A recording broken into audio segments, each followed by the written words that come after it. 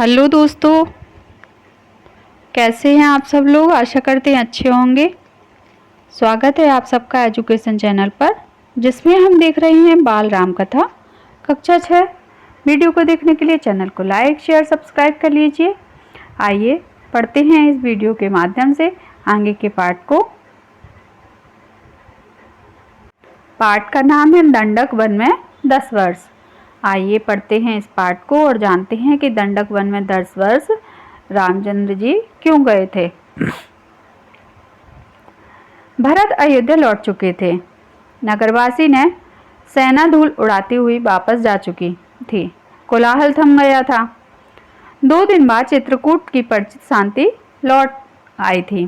तो जैसे ही भरत कहाँ गए थे, चित्रकूट गए हुए थे, तो वहाँ क्या है, चहल पहल हो गई थी। और इतनी सारी सेना को देखकर वहाँ के जंगल के पशु पक्षी जो है यहाँ वहाँ भागना शुरू कर दिया था उन्होंने, और भगदड़ सी मच गई थी। 2 दिन बाद चित्रकूट की परिचित शांति लौट आई थी। पक्षियों की चहचहाट फिर सुनाई पड़ने लगी थी। हिरण कुचालें भरते हुए बाहर निकल आए थे। तो जब वहाँ की सेना वापस हो गई तो जंगल का जो माहौल था वो पहले के जैसा खुशनुमा हो गया। राम पर्णकुटी के बाहर एक शिलाखंड पर बैठे हुए थे, एकदम अकेले, विचार मग्न, कुछ सोचते हुए। चित्रकूट अयोध्या से केवल 4 दिन की दूरी पर था। लोगों का आना जाना लगा रहता। वे प्रश्न पूछते, राय मांगते। यह राजकाज में हस्तक्षेप की तरह चित्रकूट सुंदर सुरम्य था, शांत। पर राम वहां से दूर चले जाना चाहते थे। उन्होंने मन बना लिया चित्रकूट में न ठहरने का। तो रामचंद्र जी वहाँ भी राजकाज के सारे कार्यों में, अपने कार्यों में लगे रहते थे, और अब उन्होंने वहाँ से भी जाने का मन बना लिया था। इसका एक कारण था वहाँ रहकर तपस्या करने वाले ऋषि मुनियों का निर्णय। राम लक्ष्मण ने उस वन से राक्षसों का सफाया कर दिया था। अब तपस्या में कोई बाधा नहीं थी, लेकिन मुनिगण वन छोड़ना चाहते थे। तो वहाँ जो है शांति का माहौल हो गया था। पहले राक्षसों ने जो तांडव मचा के रखा था वो सब राम लक्ष्मण ने शांत कर दिया था, क्योंकि राम लक्ष्मण दोनों भाइयों ने वहाँ के राक्षसों को मार दिया था। कुछ राक्षस मायावी थे, जब तक आधमकते थे, यज्ञ में बाधा डालते थे। तीनों वनवासी मुनि अत्रि से विदा लेकर चल पड़े। तीनों वनवासी कौन? राम, लक्ष्मण और सीता जी। दंडक वन की ओर चित्रकूट छोड़ दिया। दंडकारण्य घना था, पशु पक्षियों और वनस्पतियों से परिपूर्ण। तो जंगल में तो वैसे भी पशु पक्षी वनस्पति बहुत होती है, तो ऐसे ही दंडकारण्य भी जंगल बिल्कुल घना था। इस वन में अनेक तपस्वी के आश्रम थे, लेकिन राक्षस भी कम नहीं थे। वे ऋषि मुनियों को कष्ट देते थे। अनुष्ठानों में विघ्न डालकर राम को देखकर मुनिगण बहुत प्रसन्न हुए। तो अब देखिए, मुनियों के तो यहाँ जो है मनोकामनाएं उनकी पूरी होने वाली हैं। क्यों? क्योंकि मुनि जो थे, ऋषि मुनि, वह राक्षसों से बहुत परेशान थे, और उनको पता है कि राम और लक्ष्मण राक्षसों का संहार करेंगे। तो मुनि लोग जो है वह बहुत प्रसन्न हुए राम और लक्ष्मण को देखकर। मुनियों ने राम का स्वागत करते हुए कहा, आप उन दुष्ट मायावी राक्षसों से हमारी रक्षा करें, आश्रमों को पवित्र होने से बचाएं, अपवित्र होने से बचाएं। सीता दैत्यों के संहार के संबंध में दूसरी तरह सोच रही थी। वे चाहती थी कि राम अकारण राक्षसों का वध न करें, उन्हें न मारें जिन्होंने उनका कोई अहित नहीं किया है। राम ने उन्हें समझाया, सीते राक्षसों का विनाश ही उचित है। वे मायावी हैं, मुनियों को कष्ट पहुंचाते हैं, इसलिए मैंने ऋषियों की रक्षा के लिए प्रतिज्ञा की थी। तो यहाँ सीता जी रामचंद्र जी को समझाती हैं कि राक्षसों ने आपका कुछ नहीं बिगाड़ा है, इसलिए आप उनको मत मारिए। ऋषि मुनियों ने मारा है तो उनको दंड दीजिए, लेकिन आप उसको मारिए ना। तो रामचंद्र जी कहते हैं कि उनका विनाश ही उनका अंतिम निर्णय है, क्योंकि विनाश के बिना वो मानेंगे नहीं, और उन्होंने इतने ज़्यादा उपद्रव कर रखे हैं कि उनको मारना ही पड़ेगा। अब देखिए यहाँ आगे और क्या होता है। ये देखिए, दंडकारण्य में रामचंद्र जी ऋषि मुनि जो है तपस्या के लिए बैठे हुए हैं, और रामचंद्र जी यहाँ आकर उनके तपस्या को कैसे सिद्ध करते हैं। राम, लक्ष्मण और सीता दंडकारण्य में 10 वर्ष रहे।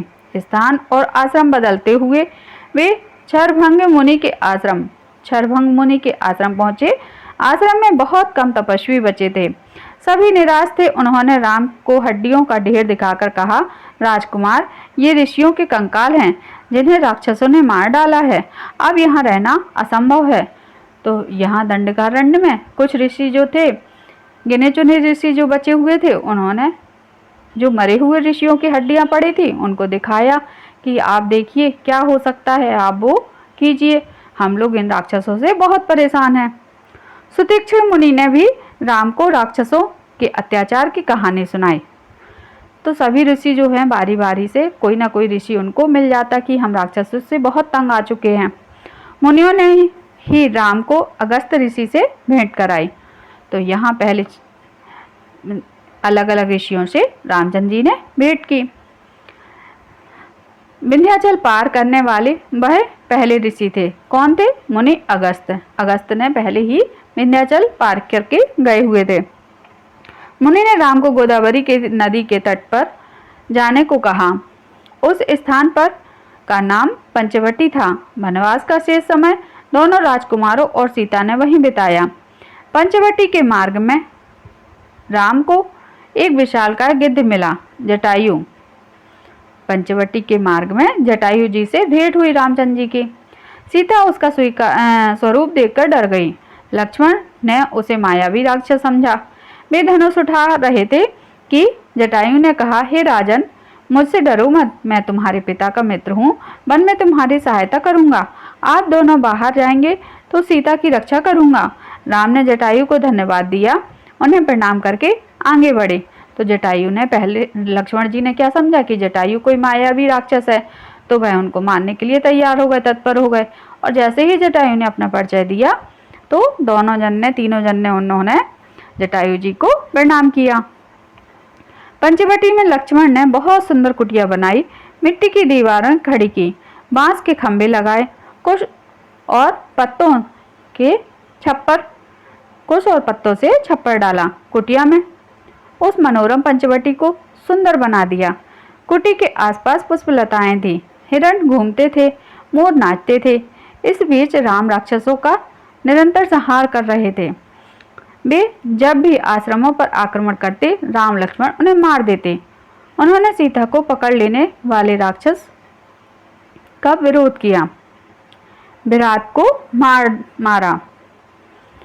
राम लक्ष्मण उन्हें मार देते। उन्होंने सीता को पकड़ लेने वाले राक्षस विराट को मार डाला। वन से राक्षसों का अस्तित्व लगभग मिटा दिया। तपस्वी शांति से तप करने लगे। तो देखिए राक्षसों को कैसे एक एक करके राम लक्ष्मण जी मारते चले जाते हैं।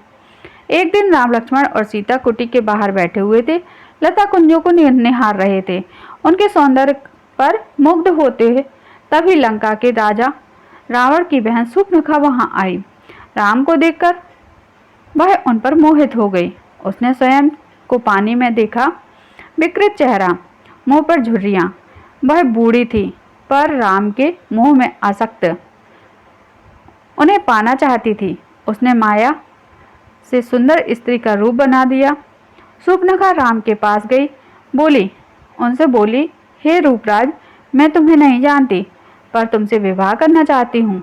तुम तो देखिए यहाँ शूर्पणखा आ जाती है और शूर्पणखा जो है राम को पाना चाहती है और राम से कहती है कि मैं तुम्हारे साथ विवाह करना चाहती हूँ, क्या तुम भी मेरे साथ विवाह करने के लिए तैयार हो?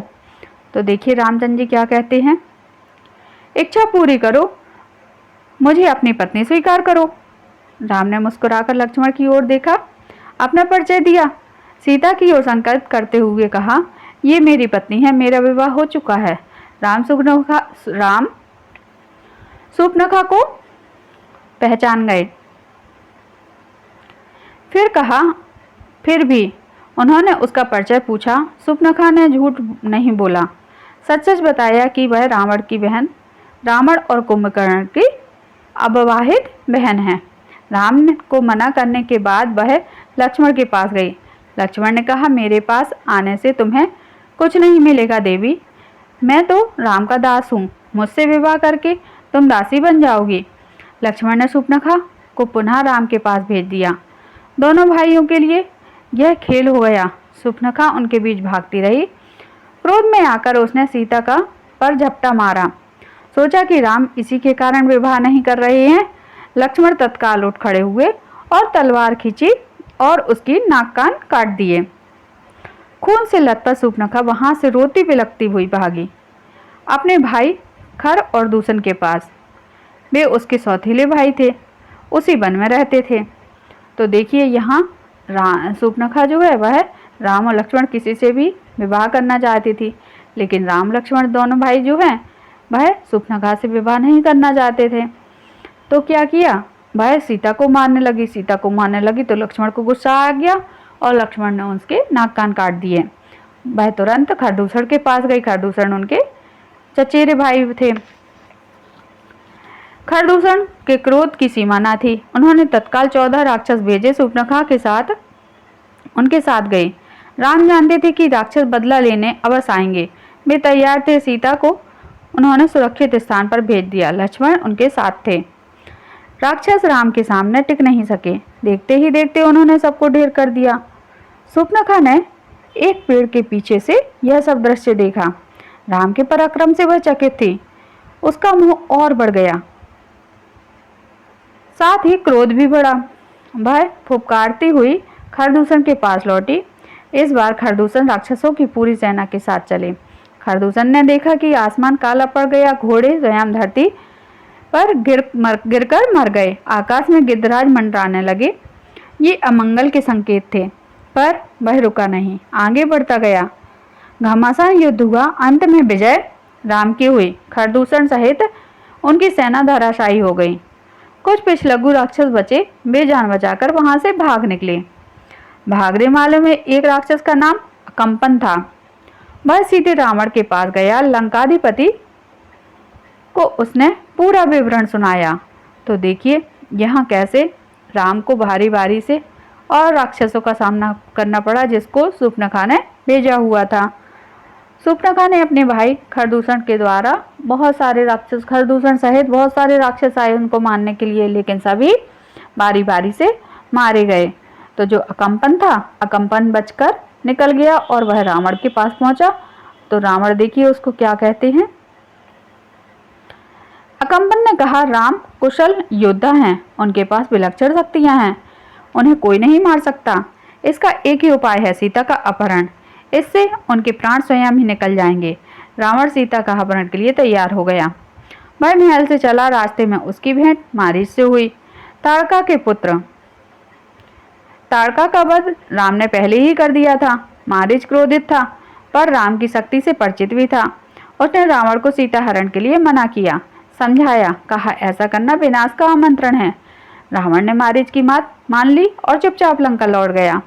तो देखिए कुछ बुरा होने के लिए कुछ अच्छा भी होता है। रावण को कई बार समझाया गया कि तुम राम से पंगा नहीं लेना, लड़ाई नहीं करना, क्योंकि राम तो बहुत बलवान है, वह उनके साथ उनके सामने कोई भी नहीं टिक सकता है।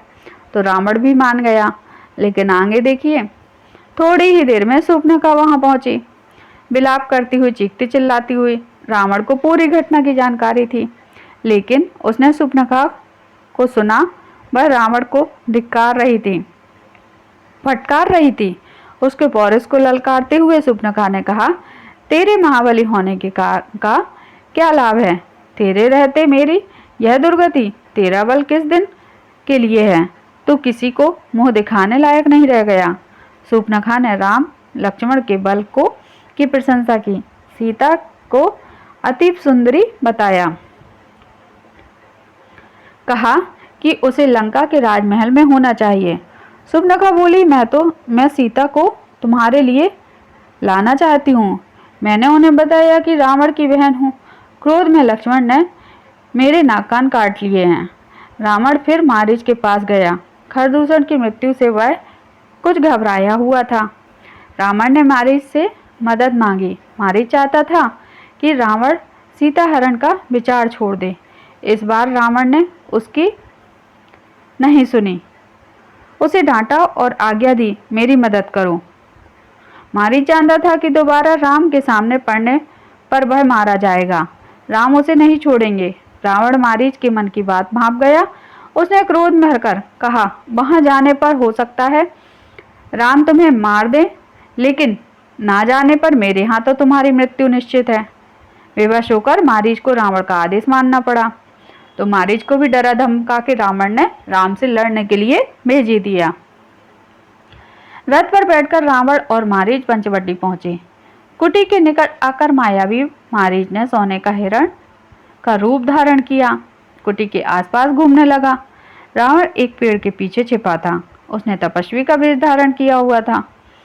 तो देखिए आगे अब सीता हरण करेंगे। सीता उस हिरण पर मुग्ध हो गई थी। उन्होंने राम से उसे पकड़ने को कहा। राम को हिरण पर संदेह हुआ था। वन में सोने का हिरण। लक्ष्मण बड़े भाई की बात से सहमत थे, पर सीता के आग्रह के आगे उनकी एक न चली। सीता की प्रसन्नता के लिए राम हिरण के पीछे पीछे चले गए। उन्होंने सोचा, वन में इतने समय के प्रवास के दौरान सीता ने कुछ कभी भी नहीं मांगा है, तो जो मांगा है वह अब उनको देना चाहिए। उनकी इच्छा अवश्य पूरी करनी चाहिए।